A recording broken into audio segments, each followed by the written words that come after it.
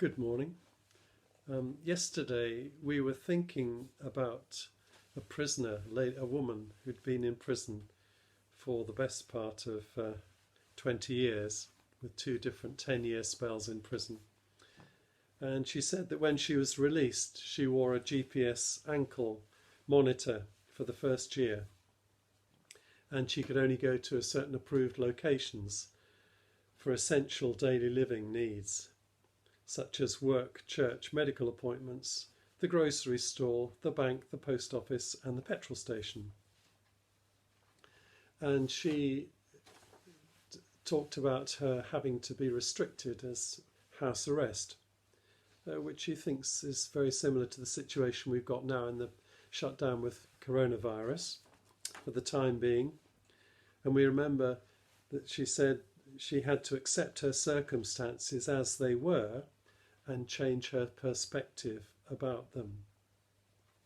And when she did this, she discovered that the walls became refuge, not holding her as a hostage. And she was saying that restrictions and stay-at-home orders are the reality, but if we can shift our perspective, our homes become sanctuaries and not prisons, where harmful things are locked out rather than we're locked in. And she said that solitude challenges you to look at things differently.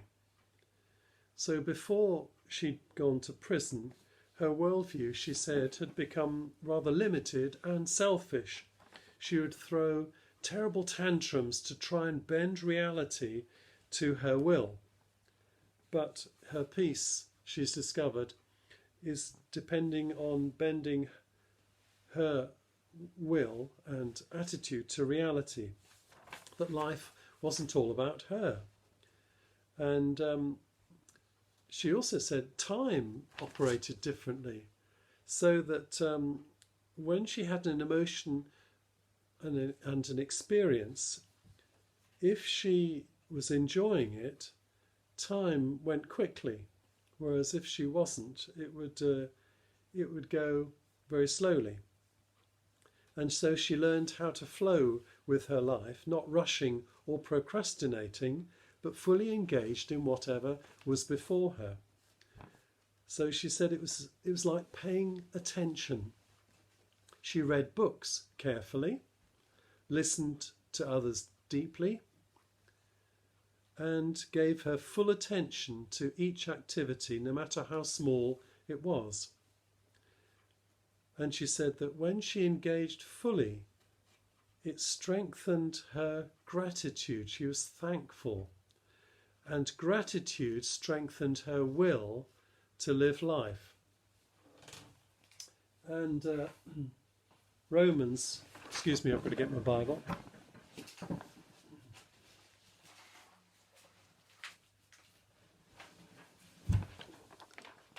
Romans 12 says this. Paul says to the Romans, "Therefore I urge you, in view of God's mercy, to offer your bodies as a living sacrifice, holy and pleasing to God. This is your spiritual act of worship. Don't conform any longer to the pattern of this world, the way that this world is operating, but be transformed by the renewing of your mind." And Paul says, when you do that, you'll be able to test and approve what God's will is, that it is good, pleasing, and perfect. So this time, when we're under lockdown, can be helping us to be more mindful, to receive each day as a gift, and to watch out in each moment, really, but also in each day, for what God's will is for us in this day, today.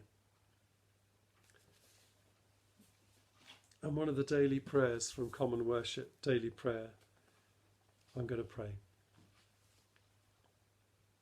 O gracious and holy Father, give us wisdom to perceive you, diligence to seek you, patience to wait for you, eyes to behold you, and a heart to meditate upon you, and a life to proclaim you through the power of the Spirit of Jesus Christ our Lord. Amen. Benedict of Nursia, 550 AD. Have a good day.